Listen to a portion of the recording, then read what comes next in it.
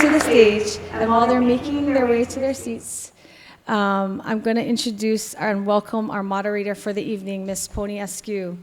Pony and her husband, Brandon, started Hawaiian Vinegar and Spice Company, a vinegar and brewery tasting room in Wahiawa. Hawaiian Vinegar and Spice Company stands as a testament to innovation and sustainable practices. Their products, like vinegars and shrubs, not only taste amazing, but contribute to reducing food waste, as much of their products are created with seconds and byproducts that would often be discarded as waste. And my favorite is the pineapple mint. It's really, really good. I usually drink alcohol, but if I don't want to drink too much alcohol, I just put that with water. It does the trick. Pony's commitment aligns with a broader vision, reducing imports, supporting Hawaii's farmers, and addressing crucial economic challenges in Wahiawa. Hawaiian Vinegar Spice Company was also in the first cohort of the Hawaii Ag and Culinary Alliances from Cottage Industry to Commercial Enterprise Program, and won first place and a $10,000 prize in the Pitch Fest last year. Thank you, Pony, and welcome to the stage. Oh, you're gonna sit? Okay, she's gonna sit. Thanks, Denise, for having us tonight. I'm just gonna ask you guys to take about 30 seconds first to introduce yourselves. We have here Chancellor Carlos Peñalosa. I always get all shy when I have to speak Spanish. But please just take 30 seconds. Aloha, everyone. I'm Carlos Peñalosa. Leeward Community College's Chancellor now 5 years in. Very happy to be in that role. I'll share something that typically isn't part of my bios. Happily married to my wife, Fiorella. We have 4 kids, 8 through 13. As Leeward Community College's Chancellor, I help set vision and direction for the college. And what I think is pertinent to what we're dealing with right now in Hawaii is food innovation and agriculture. Those are some areas that are of major emphasis for us. And when I'm asked publicly, what does a chancellor do? I typically say that I get to celebrate the successes of all of my faculty and staff and students. And so I get to just share the big picture, set direction, sometimes hold people accountable. But I think in this space, and what Denise shared about Senator De La Cruz is spot on. A vision that makes sense and that was entrusted on the community colleges and something that we're able to move forward with. Thank you. Thank you. Next we have Kuhio Lewis, CEO of Council for Native Hawaiian Advancement. Hello, everyone. Thank you so much for the opportunity to be here. I'm not sure yet why I was invited to this, because everything that I try to raise dies, plants included. But I'm happy to share about some of the innovative things that we're working on. I do think there's some connection there. Our organization focuses primarily on the development of Hawaii's people, particularly our Native Hawaiian community. We have a lot of community programs.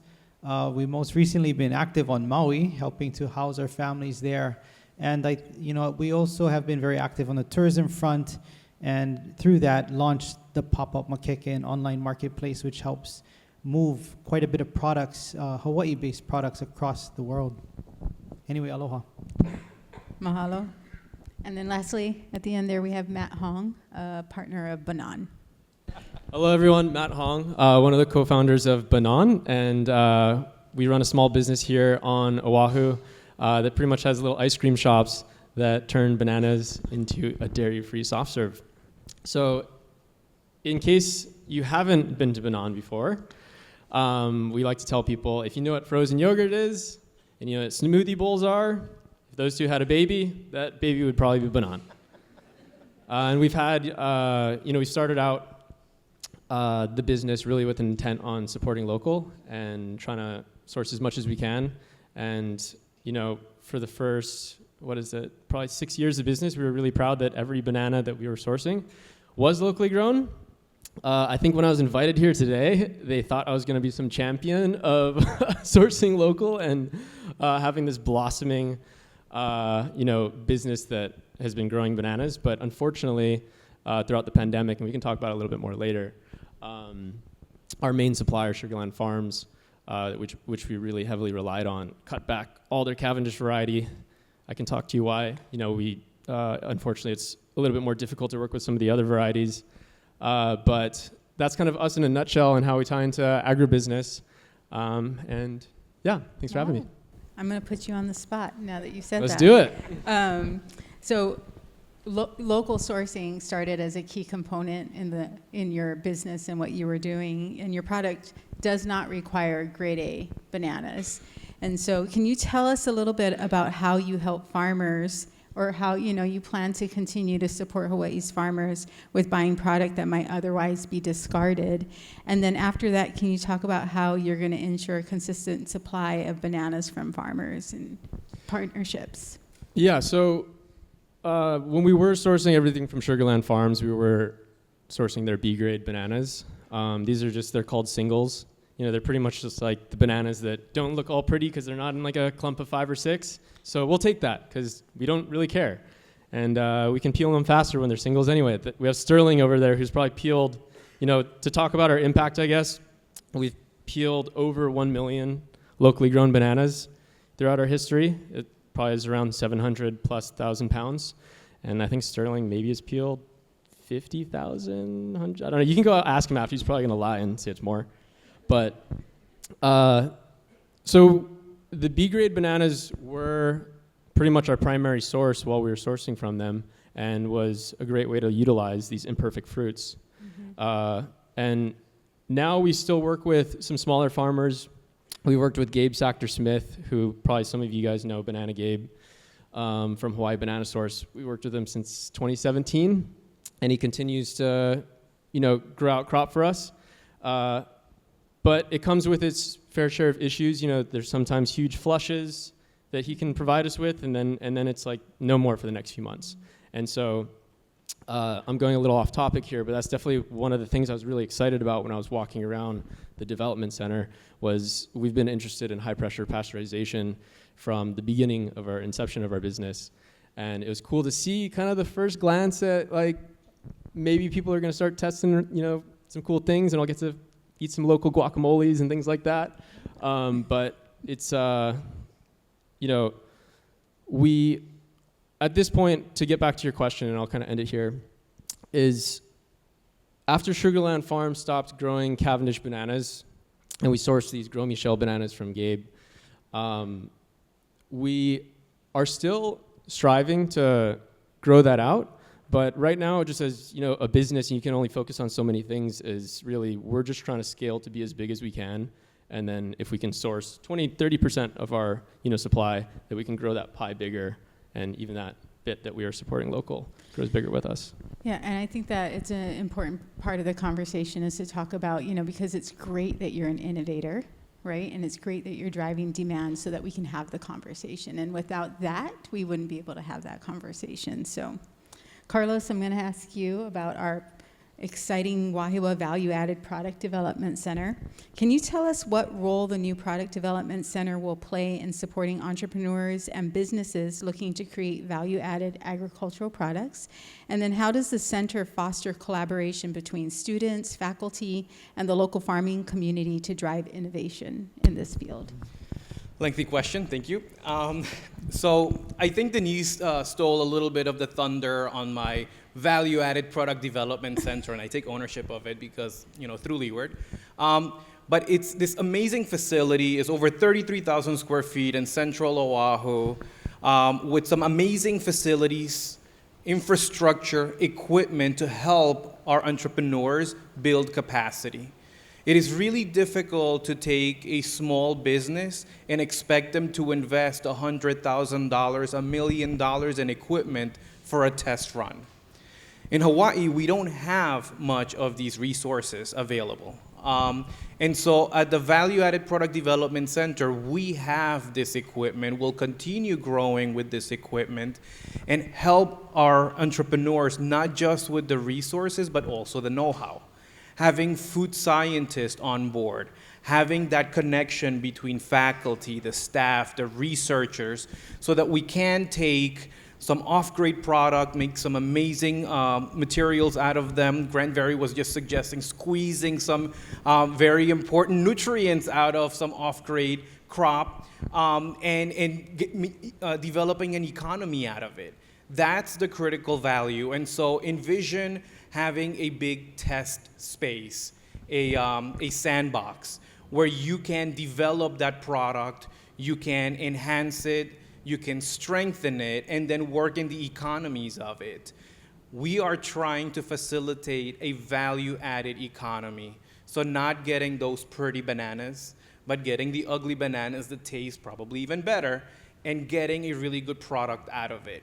That's what we are doing, connecting the dots. And so working with existing farmers, when we start, telling the community about what this facility will do, the farmers are coming and knocking on our door and telling me, what can I do with this tonnage of mangoes?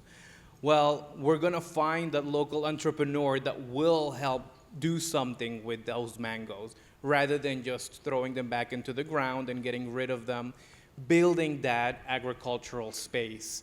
And so having that know-how on board, having the equipment just allows for scale up. And so when you speak to some of our students or local entrepreneurs and we hear that they're peeling potatoes by hand, and now we have a potato peeler that does what would take you 20 minutes and 30 seconds, that is scale up.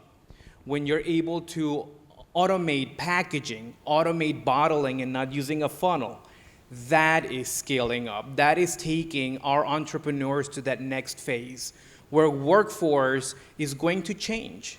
You're gonna need a workforce that's skilled in that space, but maybe fewer, which are really hard to get these days.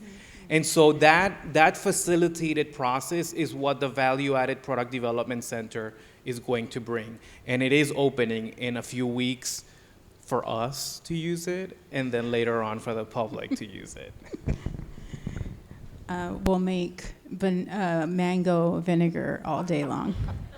Hayden mango vinegar, Makaha mango vinegar. It's got a ring to it. Kuhio, CNHA played a pivotal role in helping entrepreneurs during the pandemic when the economy shut down right before Merry Monarch and left many businesses without customers. So can you tell me about how and why CNHA created Pop-Up Makeke and how your online marketplace continues to facilitate the sale and distribution of value-added products? And then, if you can remember all that, and then, in what other ways is CNHA working to support local value-added developers? Okay. First of all, makeke, you probably heard that word before. It means marketplace. So during the pandemic, when the governor stopped visitors from coming to the islands, what we were concerned about is all of our small businesses. We were concerned that we're so dependent on tourism. Who's gonna support all these small businesses? And everybody was pivoting. Everybody was trying to figure out, what do we do, even as nonprofits? And so we decided to we decided to tell all these small businesses across the state, send us your products. We're going to put them online. We're going to help you market them, and we're going to sell them to the visitors that would have been here but can't be here, or at least try to. And so that was the birth of the Pop-Up Makeke. So it's a pop-up marketplace. And, these crazy businesses ended up sending us all their stuff. We had warehouses full of all kind of products. And we ended up selling 200,000 products in less than a year. And the majority in that first year of the customers came from outside of Hawaii. We didn't know what we were doing. We don't know how to do any of that stuff, but we figured it out. We started taking pictures. People were sending us pictures of their products that we could post online, but they were horrific. They were like, they had grandma's foot was in the picture. It was like the cat tail, so we had to help them. We had to help them where they needed help, which was, we even taught them how to take better pictures, how to market your products, how to use white backgrounds and all, so we learned alongside them.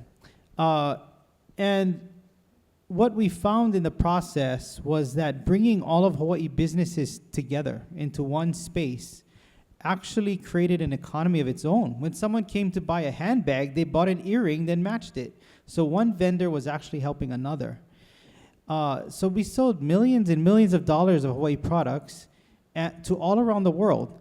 And what we started to do was identify who was buying and what their interests were and understanding the customers. And so I think the same thing could be applied to ag. I think there's a big opportunity here that we have just by learning from stuff that worked by accident. So that was something that we did. In terms of the future, you know, flowers is another, like, I'm almost certain that this flower lake, these flowers came from outside of Hawaii. I'm almost certain. You know, we've lost almost all of our flower farmers in the state. And nobody wants to raise flowers because, you know, nobody wants to buy the $18 lady. They'd rather buy the $9 one. You know, but if you think about how many hands get supported through that few dollars more, how many people get employed because of it, you would think twice about it. So it's part of this is educating people about how we support local and the impact that it has on our community. And I think that's something that we're going to be doing. I mean, I think as an organization, regenerative, whether it's regenerative tourism, regenerative agriculture, we need to change the way in which people think about how we do business in our islands. And that's something we're going to continue to do. Yeah, mahalo. Matt, I have a question, last question for you. What impact has Banan, speaking of economy and jobs, what impact has Banan had on the local farming community or within the entrepreneurship space and in job creation? And then can you tell us a little bit about your growth and any future plans that Banan may have in terms of production, innovation, and brick and mortar stores? Yeah, job creation-wise, I can't speak that we have some insane stat on like, wow, we support all these farmers and, you know, they've grown all these things. And on the only jobs that I could probably pull is we've, you know, employed over like 300 people, you know, high school and college students at our company. But on the farm side, we support small and big farms. We'll buy out entire supply of lilikoi, guava, mango from small farmers from the east, east side to the west side. And as I mentioned, working with Gabe, that's probably who we work with closest. He's, you know, a relatively small farmer, but came into 30 acres through Kamehameha schools up on the North Shore. And he continues to grow out these Gros Michel bananas for us. And as I mentioned, there's, you know, agriculture can sometimes be slow moving.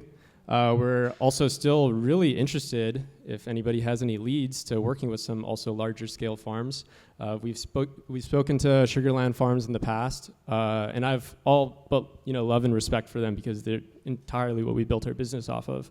But we're constantly trying to find somebody to also do contract farming with us, where we could just promise that, you know, we're going to be able to purchase X amount of thousands of pounds of bananas a week. Like, for example, I think Sugarland was doing around upwards of 100,000 pounds a week of Cavendish bananas, and we were taking maybe 5,000 to 6,000 pounds a week in peak seasons.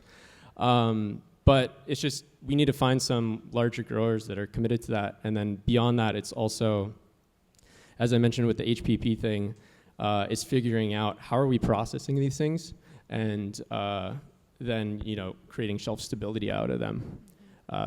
It's also why I was really excited to be speaking here with Carlos, and I, you know, got to get here early and pick his brain about what's going on over there, because I'm definitely throwing in, you know, I only know my lane of business, and we work with a lot of fruit purees, and, you know, something that's just invaluable to us is processing equipment. Always when somebody finds out that, you know, we're in the business of bananas, they're joking around like, oh, do you guys have some banana peeling machine or something? And I wish we did, Carlos. And that's, yeah, so I forget what the last, our growth and plans. I'll keep it short. We just opened a store recently in Kaimuki on Cocoa Head Ave.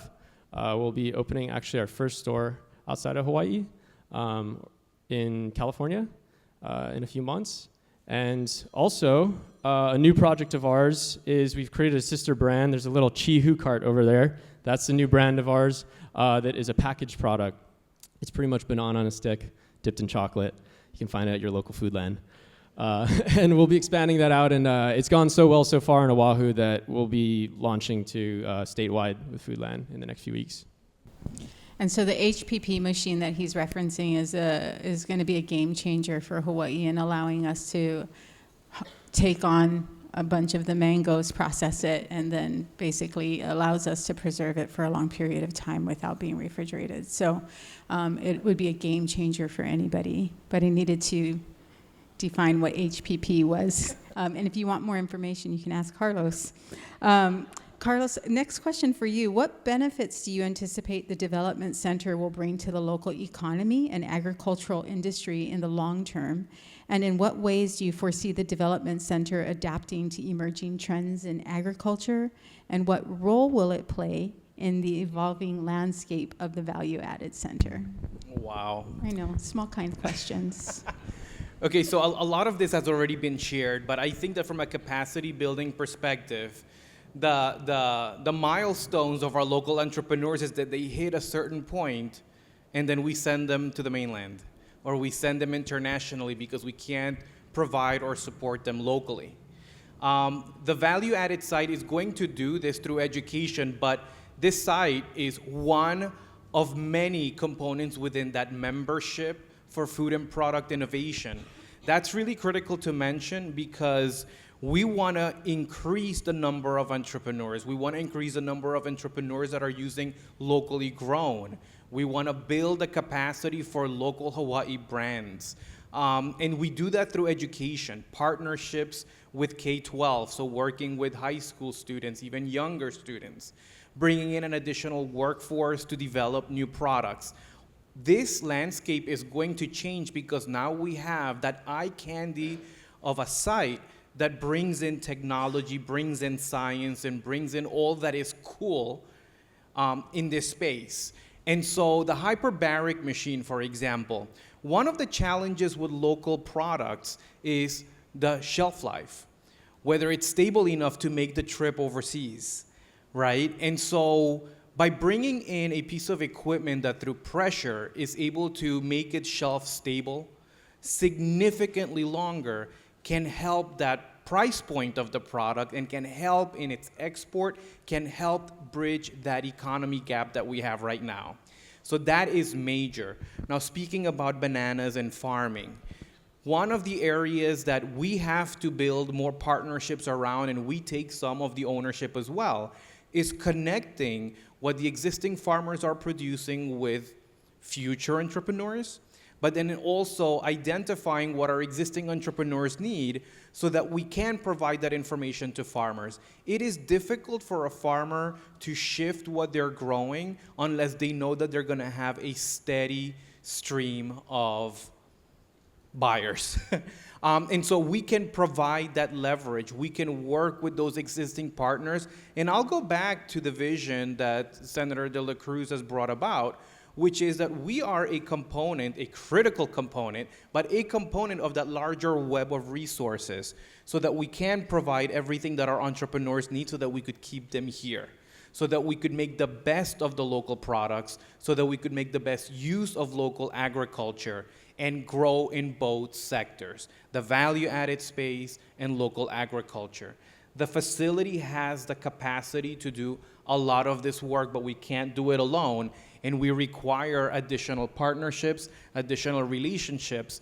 We don't have all of the subject matter expertise. We also don't have all the farmlands, right? And so putting all of these together, but I'll bring back just something very simple. At times, our local producers have to send their samples overseas to get tested. Simple things that are barriers for our local businesses to thrive. And so by bringing all of this locally, our value-added product development center stands to really make a big splash. As far as evolving with changes, we have experts that will continuously explore this. In fact, we have the site in central Oahu, but we are looking at opening similar sites on the neighbor islands, and each have a microclimate for the commodities that are grown there that we have to look into. And so it's not a copy-paste model. It's we have to look at what's there locally, and over time, the changes will influence what we are doing. Thank you, Carlos. And then lastly, Kuhio, how do you envision the future of the online marketplace in supporting the growth of value-added agricultural products and connecting producers with consumers? And in your experience, how do consumer trends influence the type of value-added products that gain traction on your platform? When we launched the pop-up makeke is that we cut out some costs in between. We went directly to consumer from the manufacturer, from the person that designed the material. You know, like we were conceptualizing because of the flower situation. I mean, I don't think flowers are going anywhere. It's part of our culture. You know, how do we get the flower from someone's backyard to the hands of a lei stand or to someone that wants to make a lei? And so we were contemplating creating this thing called the Pua app, where you can literally go in your backyard and collect all the flowers from your tree and put it online or put it on this thing and sell your flowers. So every person, every house, one, it encourages them to grow more flowers and then access customers. But I'm just saying, like, we can be innovative. We can use technology. We can look at Amazon's model. That's what they're doing. They're cutting out all the middlemen and going straight to consumers. We can do that locally as well. I think other ways is I think what we saw through the pop-up makeke actually could be replicated in the ag arena too, where and I see some farmers doing it. Actually, they have like your monthly subscription. You can get, your box of fruits or vegetables every month delivered to your door. Like I think we should incentivize people that are trying to do that, where you go directly to consumers and helping those farmers because they make more money. But more importantly, I think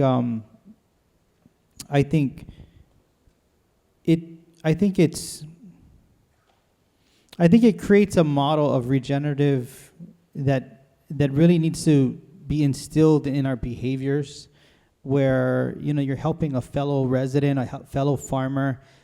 I just think we don't even think about that when we go shopping. We just like buy one banana, or we like buy an apple. You're not thinking about how many people potentially you're helping save their job by buying the other apple or the other banana. So anyway, that's what I think. Just we got to be more innovative. Yeah. And I'll close with that because I want to vala'au so bad right now, but I got to stay on script. 90% of everything we eat is shipped into Hawaii. Meanwhile, our farmers are throwing away 30 to 40% of everything that they grow. That don't make sense. And a lot of the things that they are disposing of are things that can be rescued and upcycled into value-added products, right? And so if we can maintain that, and we can look at all surfaces across all islands, which does include the backyard, and even looking at ways with education that we can position that story to our students in each of our communities. And I know there's teachers out here, and showing them the problems and helping them to find the solutions. We can't have this conversation until we have these solutions. So Banan is so important. Pop-up makeke is so important. Carlos, you're so important to me. The Value Added Center, seriously, for Hawaiian Vinegar and Spice Company will be a game changer, and without it, we wouldn't be able to grow our business either. So I'm going to stop there, cut the porigi off, and then I'm going to shift. Thank you so much for that. And I just wanted to shift and offer the opportunity for anyone in the audience to ask our panelists some questions. I'm Paula Bender, and I'm writing a story about agritourism for Hawaii Hospitality Magazine. And so we haven't heard anything about that that sector getting involved in local sourcing. A lot of them do talk about it. A lot of our restaurateurs, they want to be farm to table as well. And so where are they being integrated into the program? Can I take that one?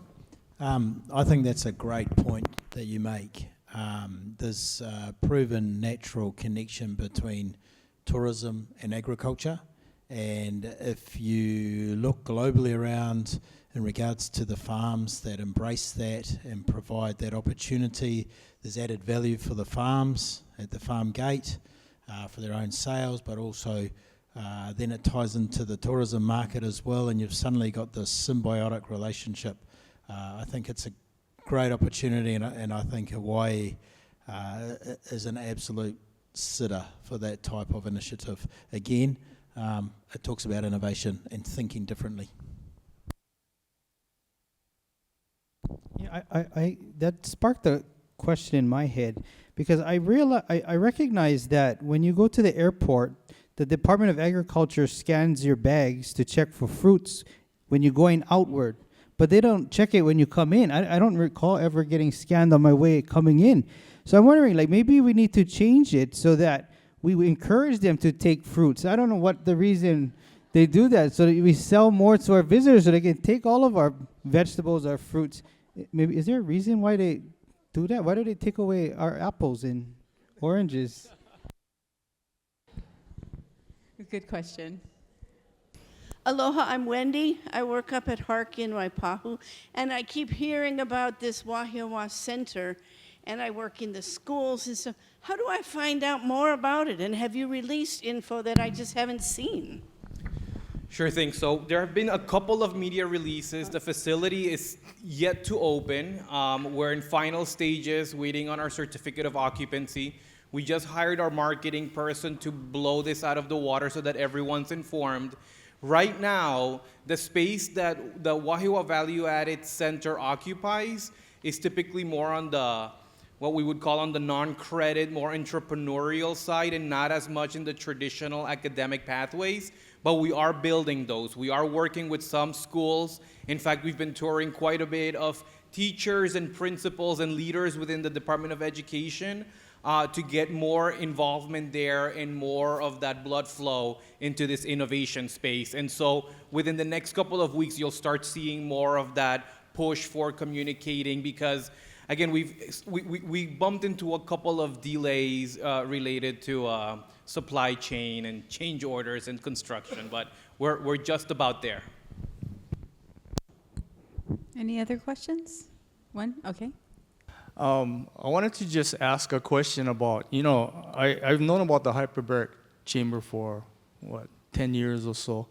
And I just was wondering, how are you guys going to get out all the information to the farmers, to the people that are going to be able to utilize this, really, and would help their businesses in preserving their products for shelf life, shelf stability? And I understand, someplace like Banan would be great because, his products would be more shelf stable and all that. But how are we going to get all of this out to the people that can benefit from all of this? I mean, besides Senator Dela Cruz going out on TV and championing it all, but as Leeward Community College, as educators, how do we get this out to the people that can benefit from this? So a couple of things come to mind. We have been canvassing quite a bit. We've been going to some of the local farmers. I will say that we've shared additional information digitally, although that's not the best tool for some populations and communities. That is something that we'll continue to do, but through partnerships is how we'll get more of that word out. I will say that in higher education, and as much as we want to push, oftentimes people don't know what's in their backyard. And so, I'll give the example. I have an automotive program in Pearl City that folks in Pearl City don't know we have. And so we try to do that through the high schools, through the automotive industry, and still we have a gap. And so the more people are aware of it, the more the success stories that we see through it, more and more will come through. But we actually have folks that are going, I'm not going to say door to door, but farm to farm, trying to get the word out. And it's going to take a lot to spread it even more. But we're trying in that avenue. Hi, my name's Mark Sui, so I'm with Makaha Mango. So we'll talk about that vinegar later on. In fact, I used to take mangoes to Banan for a while too. But my question, I guess, more to you, Grant, and I guess part of the challenge is we're more stretched out than New Zealand is because we got all these islands all over the place, and transportation is just killing us. So, this idea of how you transport product from faraway places into this idea of a centralized processor. I don't know if there might be opportunities for that, but I would imagine some kind of decentralized processing is probably something that's going to be important as well. And I guess related to that, on the pop-up makeke side, is if I'm down in Naalehu someplace producing something, and I ship that thing to my product to someplace in the mainland or someplace overseas, we got UPS and all the other stuff. So I'm curious to see that the shipment on the finished product. So I guess questions on transportation both ends, right? From the raw material to get some kind of processing, and then how do you deal it with at the small level or graduate it up to a higher level to work out shipment, because that's a big expense now. Yeah, really practical questions and the realities of doing the business. So for in New Zealand, one of the ways that we've found, the only way really, as you say, is to decentralise a bit and to make sure that we do have those facilities available where it is needed, understanding that they're not cheap pieces of infrastructure, so that's got to be a consideration. But essentially you're talking about a really collective and purposeful thinking way around it. So in other words, each facility that's developed as part of that whole central system needs to be relevant to where you're building it, and it needs to be complementary to the rest of the system. Now, there'll always be a bit of duplication because that's natural depending on what you're growing and where you're growing it. It kind of touches to me on a key thing, which again I'll mention, is that collaboration and partnerships. And I probably would throw the challenge back out to yourselves here. A great question prior as well, how do we get people to know about their services and so forth? And what we've found is the most effective way is when the farmers own it and they build their own cluster groups and they start to champion it themselves amongst themselves. Seemed to be the only way that we really started to get that kind of momentum that said, yeah, okay, really hard to get to everyone individually, but collectively you'll probably have cluster groups out there that you can then, we can go and touch base with that. So that's one additional answer to doing the education piece and awareness piece, along with the marketing that Carlos is talking about. I think the aggregation piece as well is really important to this, so I'm going to hand that across, but we certainly were backfilling logistics, managing aggregated warehouses. Those types of things are critical parts to the system infrastructure, if that helps. I'll just say that, some of our success came along the way, but we ended up partnering with Amazon to help move products, because they, if you're a Prime member, you get like free shipping. And I just looked it up, and they actually ship vegetables and all kind of stuff on Amazon. So they're having this huge presence in our islands. We should hit them up and help them. They should figure out how we can, outsource or whatever you call it, get some of our products on their marketplace, Hawaii-based products. So I don't know. I mean, there's options, there's opportunities. We never thought about partnering with Amazon at first, but they can move things very quickly. It's very affordable. So maybe we can explore that as it relates to produce as well, or ag-related things. Yeah, I think to top onto that is that we have some existing efforts in the state for food hubs. And they're all busy bees going from farm to businesses. And so how do we collaborate with, FarmLink, Oahu, I can't remember the name, but Oahu Fresh and other food hubs. There's a community that's already running people around. So definitely. We might have, Pau. Ualava. Okay. So I just want to get back on script here and say it seems our time has ended.